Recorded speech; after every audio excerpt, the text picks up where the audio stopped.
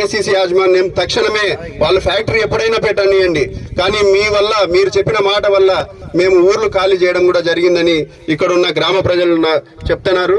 ఈ రోజు అదే ఈ కాంపెన్సేషన్ R&R కి సంబంధించిన కాంపెన్సేషన్ అంటే మీకు ఇంటికి కాంపెన్సేషన్ ఇస్తూ ఇళ్ల స్థలాలు ఇస్తూ ఇండ్లు కట్టియడము, రోడ్లు వేయడము, డ్రైన్లు, తాగునీటి వ్యవస్థను డెవలప్ చేయడము, కరెంటు వ్యవస్థను డెవలప్ చేయడము, ఇవన్నీ డెవలప్ చేసి ఇచ్చే బాధ్యత ఏసీసీ యాజమాన్యదే అని మరొకసారి వాళ్ళకు గుర్తు చేస్తున్నాను.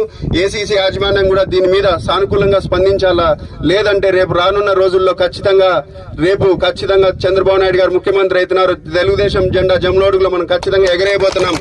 ఆ రోజు ఖచ్చితంగా మెడలు వంచి ఖచ్చితంగా మేము ఈ గ్రామ ప్రజలకు R&R ప్యాకేజ్ రూపంలో అన్ని కాంపెన్సేషన్ ఇవ్వాలని కూడా మేము ఆ రోజు మీ చేత ఎట్లా రాబట్టుకోవాలని కూడా మాకు అందరికి తెలుసని కూడా తెలియజేస్తున్నాను ఈ సభ.